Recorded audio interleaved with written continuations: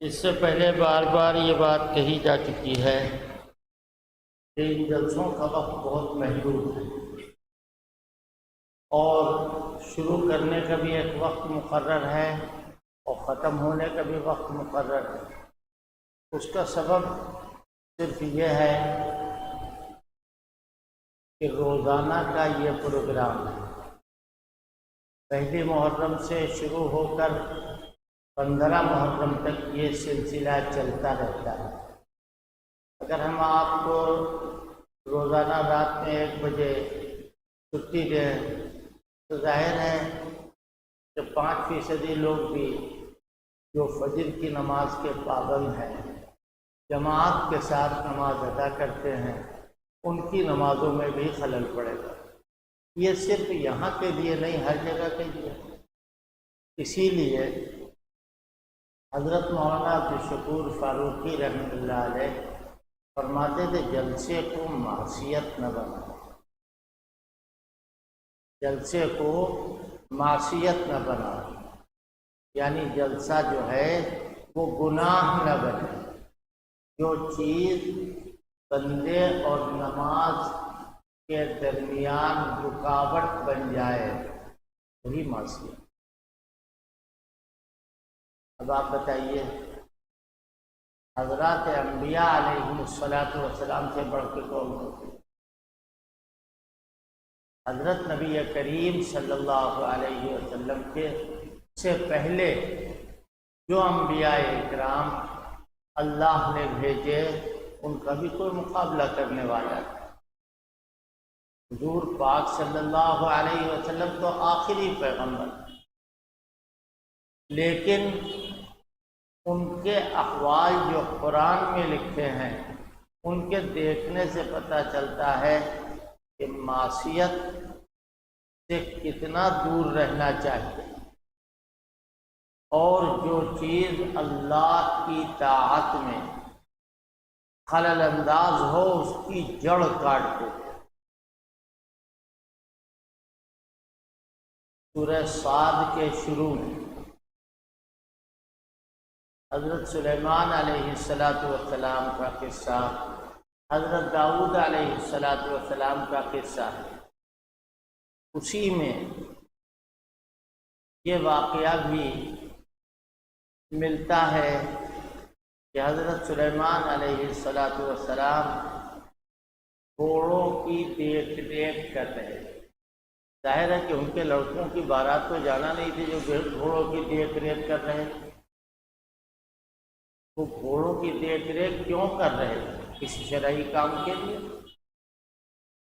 اور وہ مال ہے، مال کو دیکھ رہے تھے۔ اللہ تعالیٰ نے ان کو بہت بڑی بادشاہت عطا فرمائی۔ دیکھتے رہے، اچانک ایک وقت آیا اور گزر گیا، اور وہ نماز کا وقت تھا۔ ان کے زمانے میں جس طرح نماز فرض تھی اس طرح پڑھی جاتی تھی۔ جب گھوڑوں کی دیکھ ریکھ کر چکے تو کہا دیکھا نماز کا وقت چلا گیا، اور نماز کا وقت جانے کی وجہ سے انہوں نے یہ نہیں کہا کہ اب گھوڑوں کی دیکھ ریکھ کا کوئی دوسرا وقت مقرر کریں گے، یہ سب کچھ نہیں۔ یہ نماز اور میرے درمیان حائل ہوا یہ کام، اور گھوڑوں کو دیکھنے کی وجہ سے میری نماز چلی گئی، وقت چلا گیا، لہذا ان گھوڑوں کو سب کو ذبح کر دو۔ علماء نے بڑی توجیحات کی کہ ذبح کرنے کے لیے کیوں کہا؟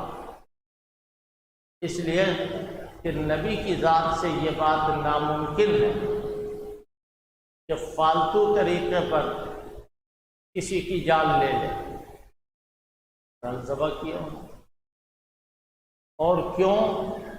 اس لیے کہ نماز کے درمیان مال کا دیکھنا حائل ہوا، لہذا وہ مالی نہ رہے۔ یہ تو نبیوں کا کام ہے، اور ہمارا کیا کام ہے؟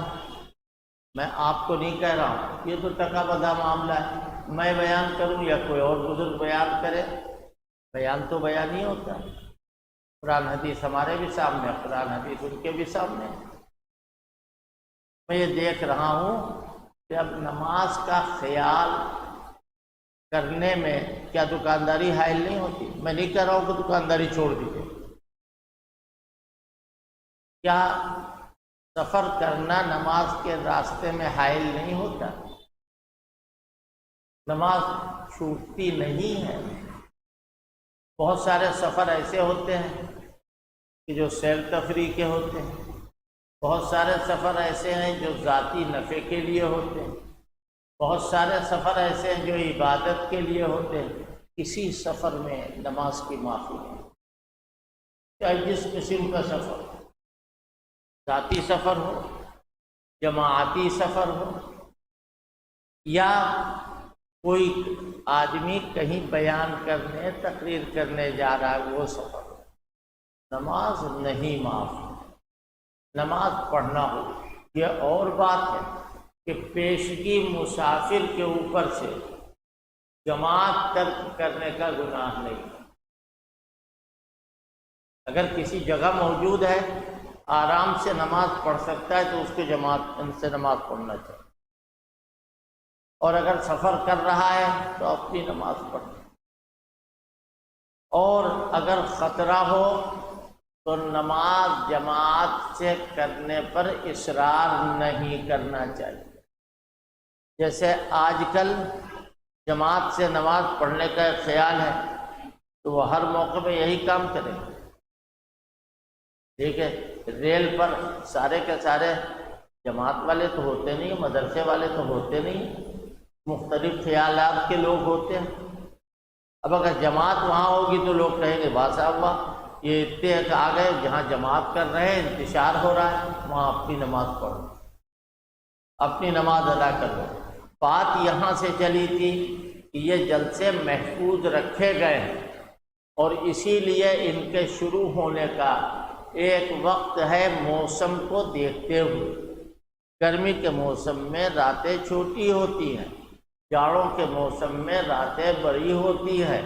گرمی کے موسم میں 11 بجے جلسہ ختم، اور سردی کے موسم میں جب بہت بڑی رات ہو تو 10:15 بجے 10 بجے جلسہ ختم۔ اللہ کا شکر ہے سارے موسموں میں آپ شریک ہوئے ہیں، اور میں بھی حاضر رہا ہوں کہ موسم کی رعایت کرتے ہوئے، اور یہاں آنا بھی ضروری ہے۔ تو اس کا کیا طریقہ ہے؟ بس اس کا طریقہ یہی ہے کہ اپنے اوپر واجب کرتے کہ ہم جلسے میں جائیں گے، جتنا بھی ہمیں وقت ملے گا ہم وہاں گزاریں گے، اور اس لیے کہ وہاں کچھ لینے جا رہے ہیں، لے کر کے آئیں گے تو اس کا فائدہ ہوگا۔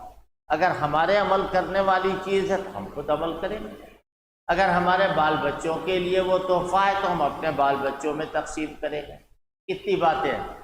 آپ کو معلوم ہونا چاہیے کہ جلسے جو ہے وہ بامقصد ہونا چاہیے، بامقصد جلسے ہونا چاہیے۔ اگر کوئی آدمی ہم سے یہ کہے فلاں مولانا کو بلا لو، فلاں مولانا، ہم نہیں بلائیں گے، ہم انہی مولانا کو بلائیں گے جن کو ہم جانتے ہیں، جو ہم کو جانتے ہیں، جن کی روش سے ہم پوری طرح واقف ہیں۔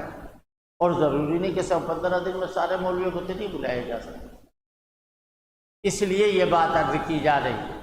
لہذا ان جلسوں کو غنیمت جانیے۔ آج 7 محرم ہو گئی، گویا لگ بھگ آدھے جلسے آج پورے ہو جائیں گے، تقریباً 1 دن زیادہ رہے گا، اور بڑے بڑے علماء اکرام یہاں تشریف لا رہے ہیں، اور برابر ان کے بیانات ہو رہے ہیں۔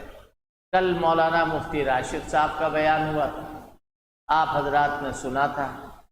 آج انشاءاللہ ابھی چند منٹوں میں حضرت مفتی ثاقب صاحب کا بیان ہوگا۔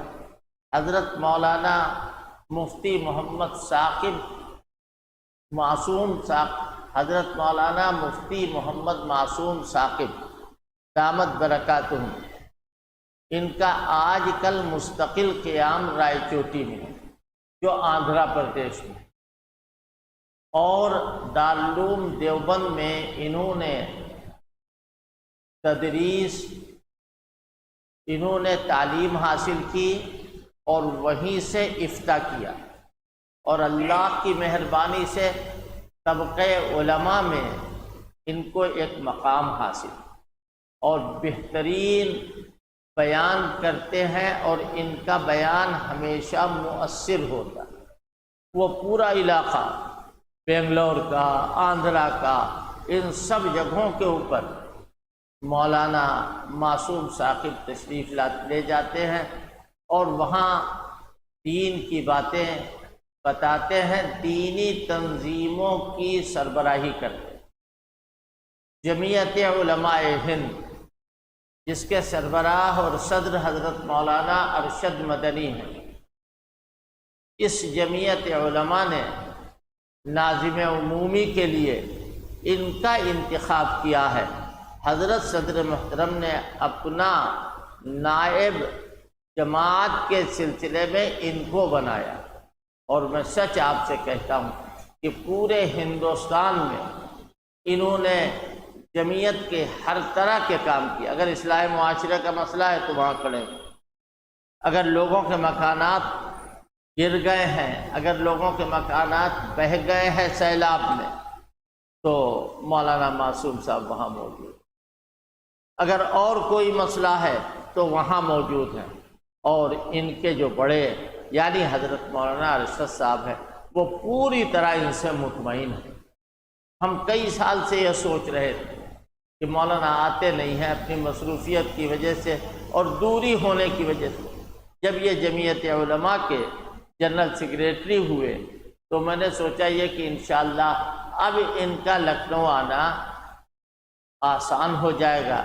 میں نے درخواست کی، انہوں نے درخواست کو قبول فرمایا اور بڑی محبت اپنائیت کے ساتھ یہاں تشریف لائے۔ ہم آپ کی طرف سے، اپنی طرف سے، مجلس تحفظ ملت کی طرف سے، مجلس تحفظ ناموس صحابہ کی طرف سے مولانا کے شکر گزار ہیں اور دعا گو ہیں کہ اللہ پاک ان کو قوت و طاقت نصیب فرمائے اور ان کے فیوض و برکات عام فرمائے اور پوری ملت کو ان سے فائدہ ہو۔ ایسے علماء اور بنے اور وہ ملت کی رہنمائی فرماتے رہیں۔ آج کا یہ جلسہ بڑا مبارک جلسہ ہے۔ میں جان بوجھ کر کے ٹھہر کے اس لیے بول رہا ہوں کہ سننے والے جو ہیں باہر کھڑے ہوئے ہیں یا آ رہے ہیں، ان کے آنے میں تاخیر ہے تھوڑی سی، لیکن مولانا کے بیان میں کوئی تاخیر نہیں ہوگی۔ میں نے کہہ دیا کہ جو بیان کا وقت ہے اس وقت بیان شروع ہوگا۔ اگر 9:45 بجے کا وقت ہے تو 9:45 بجے، اگر 10 بجے کا وقت ہے تو 10 بجے۔ اس طرح اگر نظام کی پابندی کی جائے گی تو انشاءاللہ فائدہ ہوگا۔ حضرت مفتی صاحب تشریف لے آئے ہیں اور میں ان سے گزارش کروں گا کہ وہ یہ نہ دیکھیں کہ لوگ بیٹھے، ابھی ذرا دیر میں انشاءاللہ پورا حال بھر جائے گا اور مجمع ہوگا۔ آپ اپنا بیان شروع فرمائیں۔ اللہ پاک آپ کے فیض و برکات کو عام فرمائے اور ہم سب کو مستفید فرمائے۔ حضرت